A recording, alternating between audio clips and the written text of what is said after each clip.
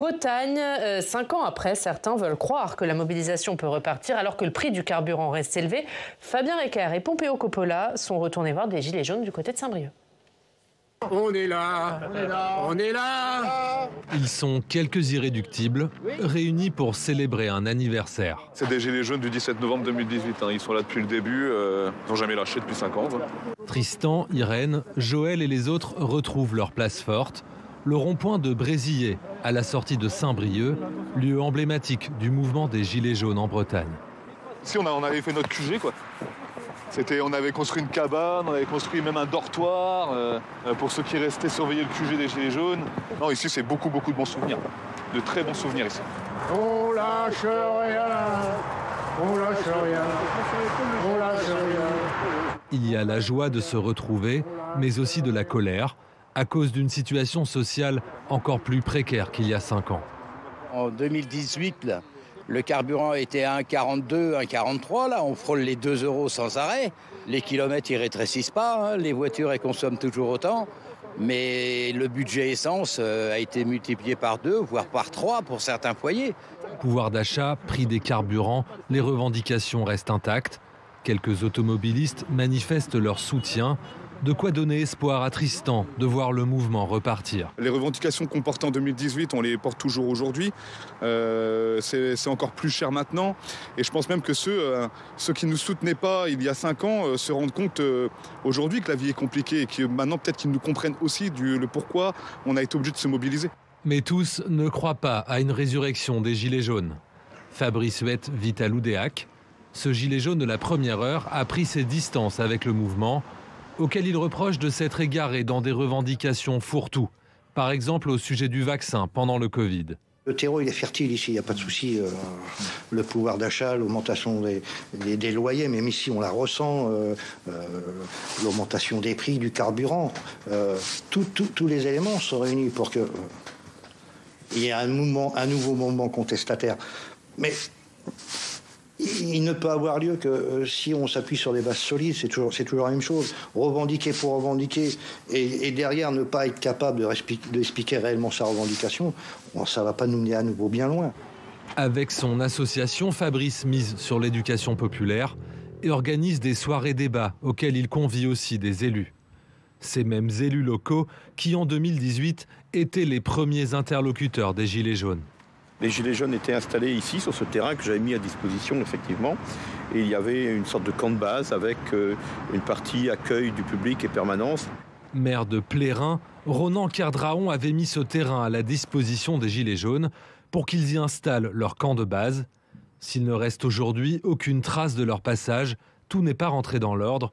L'élu local se fait du souci pour l'avenir de son territoire. Je suis très inquiet, moi, pour les années qui viennent, parce qu'aujourd'hui, on peut considérer que le gouvernement n'a pas entendu ce mouvement. C'est regrettable. La situation, on a une partie de la population qui s'est encore plus paupérisée. Théâtre d'une très forte mobilisation en 2018, la Bretagne surveille l'étincelle qui pourrait faire repartir la révolte du pouvoir d'achat entre résignation et amertume. Nicolas Mayer-Rossignol, on l'a entendu dans le reportage ces gens dire le terreau est encore fertile, les revendications qu'on porte sont les mêmes qu'il y a 5 ans. Est-ce que ça veut dire que le feu couve encore ? Oui, absolument, parce qu'en vérité, rien n'est résolu. Moi, je suis maire de Rouen, qui est une ville portuaire, industrielle. La vallée de Seine, c'est un territoire industriel. Il y a 3 enjeux. Il y a d'abord la situation sociale. Les gens, littéralement, pour certains, crèvent de faim. Parce que là, on parle de l'essence, mais c'est aussi l'inflation, c'est le prix des denrées alimentaires de première nécessité. Est-ce que la situation s'est améliorée en 5 ans ? Au contraire, elle s'est aggravée. Le deuxième sujet, c'est ce que disait Bruno Latour, le sociologue, c'est-à-dire les gilets jaunes comme des migrants de l'intérieur, la sensation que le pays les a abandonnés. Il n'y a plus d'infrastructures dans les territoires, notamment dans la ruralité. Je vous donne 2 exemples. Chez moi, pour prendre le train, c'est une galère absolue. La Bretagne, on vient d'en parler, à Paimpol. Demandez à la maire de Paimpol, Fanny Chappé. Il faut 1 an pour une mammographie. 1 an pour une mammographie, l'hôpital de Paimpol. Voilà, ça c'est des sujets concrets de service public ou de service au public. Puis il y a un 3e sujet, c'est la démocratie. Le référendum, le RIC, l'initiative, voilà. C'est les sujets d'entente, d'écoute. Alors là, les maires et les élus locaux peuvent vous en parler. Les ferments sont toujours là, Nicolas ? En tout cas, la situation pour les catégories qui se sont engagées dans le mouvement des Gilets jaunes, elle n'a pas foncièrement changé. Et puis eux-mêmes ont une perception que rien n'a été fait pour eux, même si ce n'était pas totalement exact, mais le sentiment de déclassement, vous l'évoquiez, les difficultés de pouvoir d'achat, et puis cette idée que les élites ne sont pas à l'écoute, qu'elles sont lointaines et qu'elles ne comprendront jamais, ça demeure. Donc ça veut dire que les éléments, les ferments d'un mouvement social contestataire, ceux de 2018, ils sont toujours là. Après, est-ce que ça veut dire qu'il y aurait une étincelle, on l'a entendu, qui pourrait faire redémarrer le feu ? C'est assez improbable. Pourquoi ? Parce que beaucoup de personnes qui étaient dans ce mouvement aujourd'hui sont plutôt résignées. Le sentiment que ça n'a servi à rien de se mobiliser pendant autant de semaines. Et puis un comportement politique qui est davantage tourné vers l'abstention que vers la participation. Et quand il y a participation, elle va, dans une majorité relative, c'est ce que montrent les sondeurs, au Rassemblement national. Donc est-ce qu'aujourd'hui un tel mouvement pourrait redémarrer ? Les ferments existent. Est-ce qu'il y aurait une étincelle ? C'est difficile, d'autant plus que le gouvernement a un peu tiré les leçons de ce qui s'était passé et essaye d'éviter tout ce qui pourrait être perçu comme étant une atteinte directe au pouvoir d'achat ou alors des mesures qui s'en prendraient symboliquement à ces catégories sociales-là. Et c'est pour ça qu'on a assisté ces dernières semaines à des retraits de mesures ou des pistes qui ont été abandonnées. Je pense en particulier aux franchises médicales qui devaient être relevées, qui ne le seront pas, ou alors l'histoire des tickets restaurants dont l'usage sera maintenu. Ça, c'est des types de mesures qui sont directement liées à ce qu'a vécu l'exécutif. Qui sont des gilets jaunes. Exactement, et qui sont qu'on peut analyser comme étant des suites des gilets jaunes. Et comment l'expliquer, cette usure, le fait que toutes ces personnes soient résignées ? Mais parce qu'elles ont le sentiment, pour beaucoup, de ne pas avoir obtenu quoi que ce soit, alors qu'elles se sont mobilisées pendant très longtemps, alors que le mouvement était extrêmement médiatisé, et elles se disent « mais ça n'a servi à rien ». Je n'ai pas vu mon quotidien changer alors que nous étions nombreux, alors qu'on passait à la télé. Et ça nourrit une résignation profonde, une désaffection du politique qui est encore plus forte qu'auparavant, même si la réalité est quand même un peu différente, parce qu'il faut se souvenir tout de même que le gouvernement a très rapidement renoncé à la mesure qui était là l'étincelle du moment, à savoir l'augmentation des taxes sur l'essence. Ça a été abandonné très très vite. Et malgré cet abandon, et malgré les baisses d'impôts qui ont été décidées après, on compte quand même dans l'ensemble une dizaine de milliards de mesures, malgré cela, le mouvement s'est poursuivi. Alors après, il y a d'autres raisons, on peut en parler pendant longtemps, mais la perception des gens sur les ronds-points, c'est qu'on n'a pas fait grand-chose pour eux. Oui, Nicolas Meyer-Rossignol, Nicolas Prissette le rappelait, il y a eu des mesures portées par le gouvernement après cette crise des Gilets jaunes. Pour vous, il n'a rien entendu, le gouvernement ? Non, j'essaie d'être nuancé, mais est-ce qu'on peut honnêtement dire qu'il n'y a plus de colère et que tout va mieux ? Pas du tout. Et c'est pas parce que la colère ne s'exprime pas ou plus. C'est pas très marrant d'être toutes les semaines sur un rond-point où il fait froid, où il pleut. Bon, c'est pas parce qu'elle ne s'exprime plus qu'elle n'existe plus. C'est ça, je crois, qu'il faut dire. Et puis, les vraies mesures qu'il faudrait. D'abord, il faudrait de la transparence. Parce que les cahiers de doléances, comme on a dit à l'époque, ils sont où ? Vous les avez, vous ? Moi, je les ai pas. Sort du public ? Les élus locaux, les citoyens, les gilets jaunes, tout le monde, en fait, aimerait bien les avoir. Pourquoi est-ce qu'on les publie pas ? Donc, de la transparence. 2, du courage. Il faut dire les choses. Le péril écologique, il est toujours là. Est-ce que l'essence va diminuer dans les 30, dans les 50 ans qui viennent ? Franchement, non, on doit changer de modèle. Donc il faut aussi du courage politique. Mais le courage politique, il s'accompagne de mesures concrètes. Les salaires, la question du pouvoir d'achat, les retraites. Là, on n'en a pas parlé dans le reportage, notamment pour les femmes. 40% en moyenne de retraite en moins pour les femmes. On a vu que dans les Gilets jaunes, chez moi, à Rouen, dans les Gilets jaunes, vous aviez des hommes, vous aviez aussi des femmes, des petites mamies, comme on dit, qui disaient « Moi, j'ai jamais manifesté de ma vie, mais ce que je constate, c'est qu'il faut que je brûle une poubelle ou que je sois sur un rond-point pour qu'on m'écoute. » Ça, c'est pas normal. Et derrière, il y a un enjeu démocratique. Vous avez dit quelque chose de très important. Abstention et vote extrême droite. C'est ça qui se profile, et pas qu'en France. Est-ce qu'on continue comme ça ? Ou est-ce qu'on essaye aussi de défendre notre démocratie et notre République ? Parce que c'est aussi ça l'enjeu qui est derrière. Qu'est-ce qu'on fait ? Quelle est pour vous la solution ?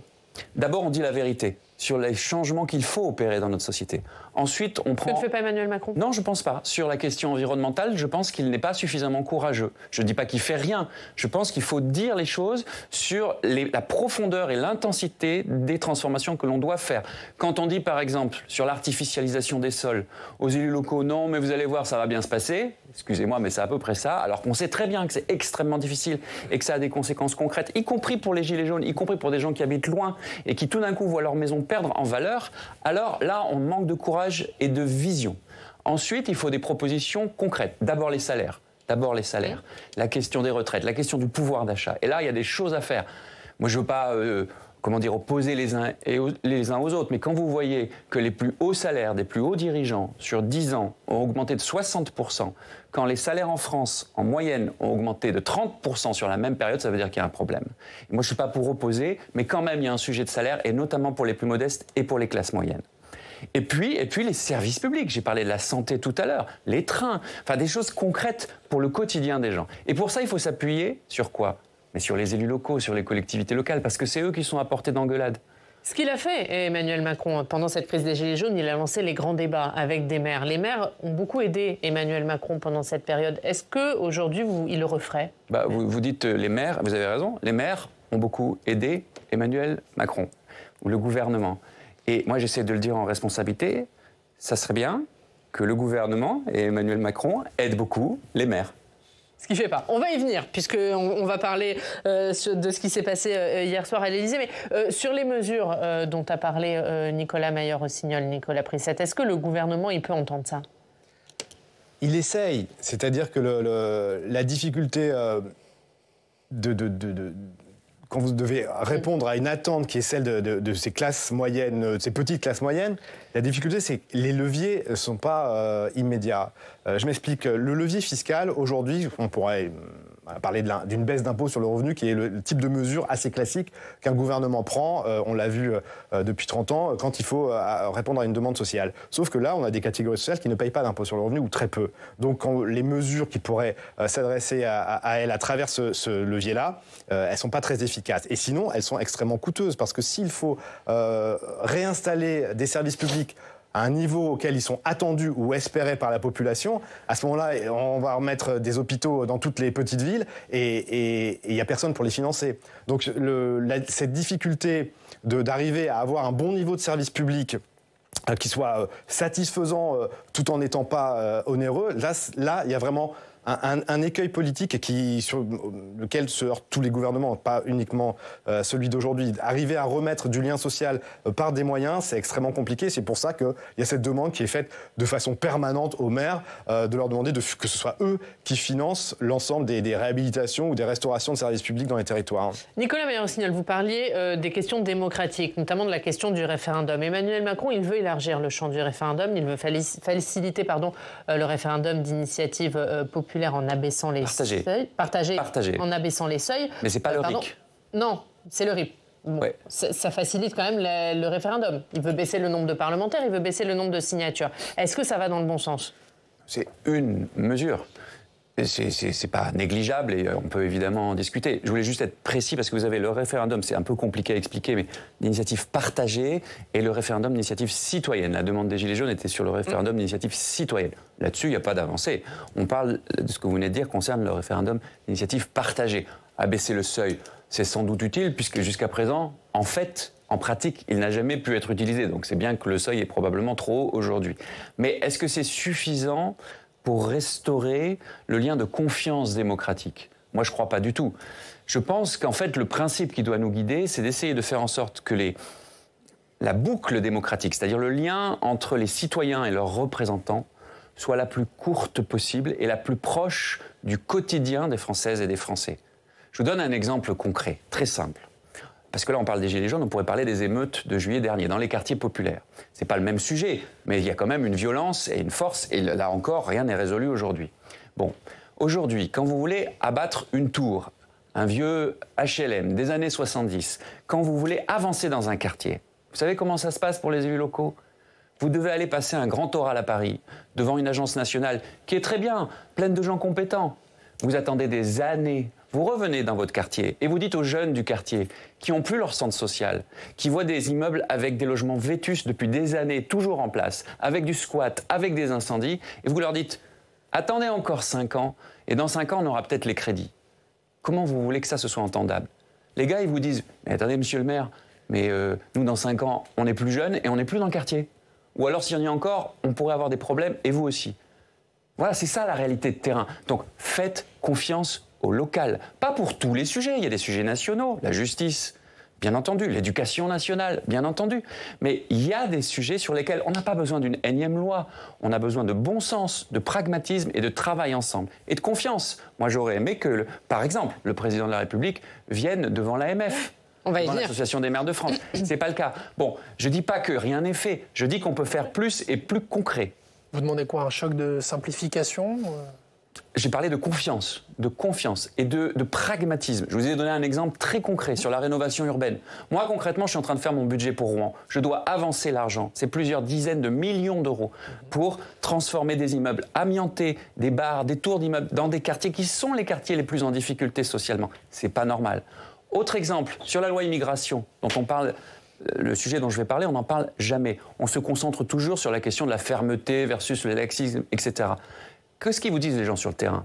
Ils vous disent, nous on n'est pas racistes, mais pourquoi est-ce que les personnes qui arrivent sur notre territoire, vous avez tendance à les mettre dans des quartiers où il y a déjà des difficultés sociales? Il y a combien de personnes immigrantes, migrantes, qui arrivent à Neuilly, dans les quartiers les plus chics? Et c'est vrai, la vérité, c'est qu'on les retrouve plutôt dans des quartiers qui ont déjà des difficultés sociales. Donc les lois sur la mixité sociale, sur le logement, vous n'avez pas besoin d'une énième loi, mais mettez-les vraiment en œuvre, parce qu'aujourd'hui, vous avez des communes qui, encore aujourd'hui, préfèrent payer des amendes plutôt que d'avoir des logements sociaux et de la vraie mixité. Vous voyez, travaillez sur l'éducation. Quand vous avez des classes où vous devriez avoir moins de 24 élèves, en maternelle, en primaire, et vous en avez déjà 27, 28, et que les profs sont déjà au turbin et voient arriver en plus des personnes, des jeunes enfants qui n'ont rien fait à personne, qui souvent ont eu des parcours extrêmement difficiles, venus d'Afrique, de Syrie, d'Afghanistan, mais qui ne parlent pas français, qui par définition n'ont pas notre culture au départ, et que vous les retrouvez dans cette classe. Vous croyez que c'est plus facile pour le prof? Vous croyez que c'est plus facile pour le quartier? C'est ça la réalité de terrain.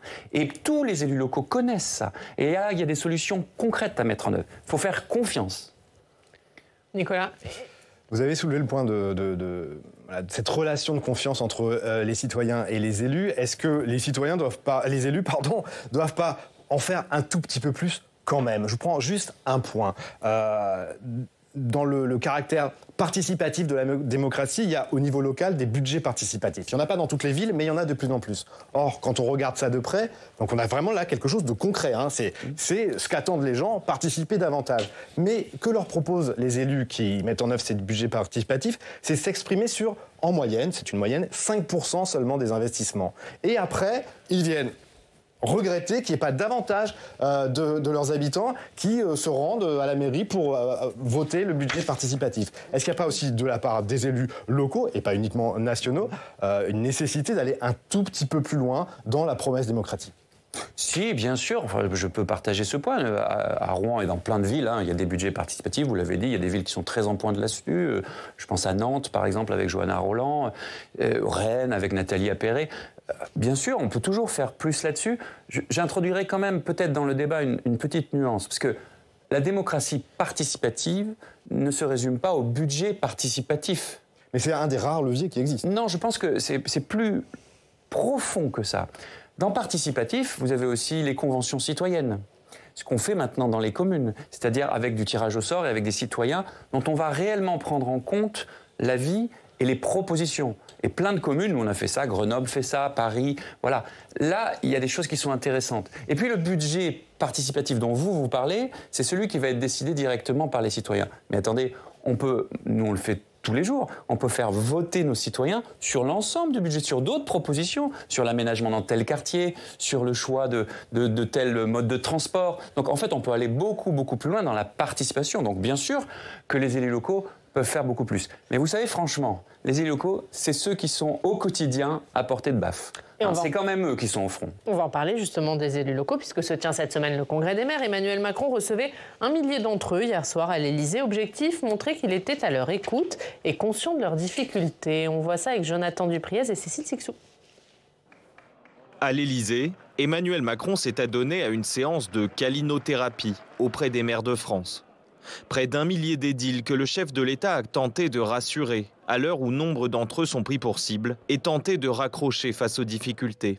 Longtemps décrits comme déconnectés des élus de terrain, Emmanuel Macron a voulu leur témoigner son soutien. Alors vous qui êtes maire au plus près du terrain, vous avez des compatriotes qui pensent que vous êtes responsable de tout. C'est notre communauté de destin. Moi, c'est pareil. Et après, quand on commence à leur dire « oui, je voudrais bien, mais je peux point, parce que ça, c'est fait là, ça, c'est ici, là, c'est... » On commence à dire « d'accord, vous essayez de m'embrouiller. » On voudrait bien désembrouiller les choses. C'est ce qu'on doit faire. À la sortie, la tonalité est plutôt enjouée.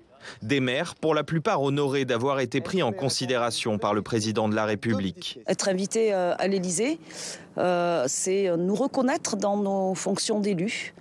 Et donc je trouve que c'est important. Et puis voilà, l'Élysée, c'est aussi notre République française. Et nous sommes des élus de la République. Et ces valeurs-là, il faut qu'elles continuent à être au cœur de nos actions politiques. Sur le fond, Emmanuel Macron a exploré des pistes pour améliorer le statut de l'élu, refondre la fiscalité locale ou encore accélérer la décentralisation. Décentralisation qui fait partie des sujets les plus attendus. Pour moi, une bonne décentralisation, c'est une décentralisation qui permet, on va dire, de rendre des comptes à nos habitants, d'une part, et puis deux, de pouvoir disposer des moyens nécessaires pour faire les projets sur lesquels on s'est engagé quand on a mené notre campagne électorale, par exemple. Autre sujet sur lequel les maires ont pu échanger avec le chef de l'État, la sécurité. Selon l'AMF, les violences envers les élus ont augmenté de 15% cette année. J'en ai fait l'objet à titre physique, moral, etc. Ça suffit. Les élus sont là pour faire de leur mieux. On les aime pas. Il y a le juge de paix, c'est l'élection. On n'est pas là pour se faire insulter et on n'est pas là pour se faire frapper. Et ça, il faut que ça soit compris. C'est ce qui fait la noblesse d'une démocratie. De l'aveu d'une majorité de maires, Emmanuel Macron semble avoir posé les vrais sujets du moment.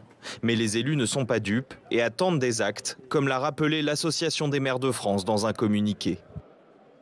Il a posé les vrais sujets, Emmanuel Macron, hier soir, Nicolas Meyer-Rossignol. Il n'y a pas d'amour. Il n'y a que des preuves d'amour. Voilà. Des réceptions à l'Élysée, des remises de médailles. C'est vrai, c'est important, c'est symbolique, mais les symboles, ça compte dans notre République. Et pour ma part, je pense que quand on est invité par le président de la République, si vous voyez ce que je veux dire, il faut toujours s'y rendre. C'est un message à Éric Ciotti. Je taille large. Mais parce qu'on est en République et il faut être respectueux des institutions. Ça marche aussi pour Olivier Faure, on dirait. Est-ce que pour autant c'est suffisant? Je ne crois pas. On n'est pas au début du premier mandat d'Emmanuel Macron. On est en fin 2023. Il a été élu en 2017. Ouais. Les années comptent. Et quand on revient de l'Élysée, pour les maires, quelle que soit leur sensibilité politique, on retourne au marché du coin où les gens vous disent « alors le train demain, il y en a plus ou il y en a moins? Il est plus cher ou il est moins cher ?» La barre d'immeuble dont je vous parle, les jeunes du quartier, moi, ils me disent « alors, ça y est, on va la construire la piscine ?» Parce que dans mon quartier, les gamins, ils apprennent même pas à nager. Ou on va continuer à nous dire que désolé, mais ça, c'est pas éligible au financement. C'est ça, concrètement. Donc, si vous voulez, on peut faire des réceptions, c'est important, c'est symbolique. Il y a aussi la question de la protection, c'est vrai, mais il faut des actes. Les actes, c'est pas forcément que de l'argent, d'ailleurs. Encore une fois, j'ai parlé beaucoup de confiance, de réglementation, de simplification au sens pragmatique du terme, pas de libéralisation. Mais la confiance, ça passe aussi par, encore une fois, des circuits démocratiques courts, des circuits courts. Bon, mais là, c'est ce qu'il a dit, le chef de l'État, Nicolas Prissette. Est-ce que quand même, il fait une erreur de ne pas se rendre devant le congrès des maires et de ne pas assister à leur clôture de leur congrès? Est-ce que je peux vous interrompre sur ce point? Symboliquement, c'est intéressant. Il ne va pas à l'AMF, il convoque à l'Élysée. Je trouve que là-dessus, il y a de l'ordre d'un symbole qui donne à voir la conception de la façon dont on veut travailler ensemble. Si vous voulez être plus proche du terrain, allez voir les maires. La situation est la même chaque année, c'est est-ce qu'il va et qu'il risque de se faire siffler comme la première fois où il s'y est rendu, ou bien est-ce qu'il va pas et on va à ce moment-là lui reprocher d'être hautain et lointain. Sans doute y retournera-t-il, il lui reste encore jusqu'à 2027 pour le faire, mais la difficulté politique pour lui, c'est d'avoir quelque chose à délivrer et des messages positifs à envoyer aux élus locaux. Il n'en a pas beaucoup en réalité, c'est beaucoup de promesses. Promesses d'aller un peu plus loin dans la décentralisation, c'est le travail qui a été confié à Éric Woerth. Il a évoqué hier soir un nouveau calcul ou une mise à jour de la dotation générale de fonctionnement, qui est la principale subvention, en tout cas financement, que verse l'État aux collectivités. Trouver des recettes qui seraient plus dynamiques. Et ça, c'est un point majeur pour les élus locaux, puisque les maires ont perdu quasiment tout ce qu'ils pouvaient faire en matière de financement. Le levier fiscal, ils ne l'ont plus avec la suppression de la taxe d'habitation. Il reste juste une part des taxes foncières. Donc ça veut dire que, quelque part, ils se retrouvent dans une situation qui est entre l'élu local et le haut fonctionnaire dans leur situation. Et c'est quand même quelque chose qui est une réelle difficulté parce qu'à partir du moment où vous êtes devant les concitoyens, vous devez leur annoncer un programme et dire voilà, on va rénover la ville, on va avoir une municipalité plus jolie et puis vous n'avez pas les moyens de le faire, ça crée des difficultés politiques considérables au niveau local. Donc Emmanuel Macron, il est bien conscient de tout ça, mais il n'a pas, hier, il n'avait pas de solution magique à leur proposer. Non, mais personne ne demande de solution magique. Mais encore une fois, j'essaie de donner des éléments très concrets. Je vous donne un exemple concret pour rebondir sur ce que vous venez de dire sur la fiscalité, en faisant le lien avec les transports. Rouen, comme beaucoup d'autres territoires, sont touchés par ce qu'on appelle la ZFE, la zone à faible émission, pour des raisons de santé et écologique. On exclut progressivement, mais c'est la loi, c'est même une directive européenne, des véhicules anciens dits polluants. Bon, mais concrètement, socialement, ça veut dire quoi? Qui a ces véhicules? Évidemment, on parlait des gilets jaunes tout à l'heure, des gens qui habitent plus loin, avec des véhicules plus anciens, avec des revenus plus modestes, avec des difficultés sociales. Donc c'est terrible parce que c'est fin du monde et fin du mois qui se percutent. Bon, comment vous pouvez résoudre ça socialement? C'est difficile. Il faut lutter contre la voiture autosoliste, donc il faut des alternatives. Mais tout le monde ne peut pas venir au boulot en vélo. Donc il faut plus de trains, il faut plus de transports en commun, etc. Simplement, ça coûte. Il faut des chauffeurs, il faut des bus, il faut plus d'infrastructures. Ça coûte beaucoup d'argent, investissement et fonctionnement. Aujourd'hui, pour les collectivités locales, les transports, c'est financé par ce qu'on appelle le versement mobilité. C'est une fiscalité qui est aujourd'hui plafonnée. Et Bercy et le gouvernement, et donc Emmanuel Macron, refusent aujourd'hui de déplafonner. Il y a une exception, c'est l'Île-de-France. Vous connaissez la polémique, le débat là-dessus. Très bien pour l'Île-de-France. Mais moi, je vous dis, dans les secteurs comme chez moi, mais il y en a plein d'autres, où la qualité de l'air est mauvaise, où c'est les gens qui ont déjà les plus grandes difficultés, à qui on doit dire « maintenant, vous devez changer de voiture ». Et changer une voiture, ça coûte beaucoup d'argent, même quand on a une voiture d'occasion et même quand on a une prime, et on en met des primes. Si en plus, on n'a pas la fiscalité pour mettre en place plus de transports en commun, on fait comment? Donc oui, ça c'est un levier concret. Quand on a eu la pandémie, on nous a dit quoi qu'il en coûte, et on en a trouvé de l'argent, et pour de bonnes raisons, pour des raisons sanitaires. Sur la santé environnementale, sur le transport en commun, vous ne croyez pas que ce n'est pas une bonne raison pour modifier la fiscalité? Donc dire que le président de la République n'a pas de marge de manœuvre, moi je ne suis pas d'accord. Je ne dis pas qu'il peut tout faire, je ne dis pas qu'il y a de baguette magique, il n'y a pas d'argent magique, mais il y a des choix. Il y a des priorités politiques. Il me semble que, par exemple, les transports en commun, les services publics de proximité, la santé, l'éducation, ça devrait être des priorités. Un dernier mot sur ce que vous nous avez dit tout à l'heure, Nicolas Mayer-Rossignol. On sort un peu du Congrès des maires. Olivier Faure a eu tort de ne pas se rendre en rencontre de Saint-Denis pour vous? Oui, bien sûr. Oui, bien sûr. Quand on est un parti de responsabilité, quand on a vocation à exercer le pouvoir, je sais bien que l'expression gauche de gouvernement, aujourd'hui, elle est méprisée, elle est vilipendée. Enfin, si on est démocrate et si on veut changer la vie des gens, ça veut dire qu'on souhaite gagner des élections pour exercer le pouvoir. Donc c'est bien une gauche de gouvernement, appelez ça comme vous voulez, mais enfin moi c'est ce que je veux faire. Faire des grands discours, faire des hologrammes et faire des effets de tribune, c'est sympathique, mais ça change la vie de combien de chômeurs? Donc il fait du Jean-Luc Mélenchon pour vous? J'ai pas dit ça. Je dis juste que notre objectif, c'est quand même d'exercer le pouvoir. Et donc quand on est dans une situation aussi grave, y compris sur le plan international, j'ai pas besoin de détailler.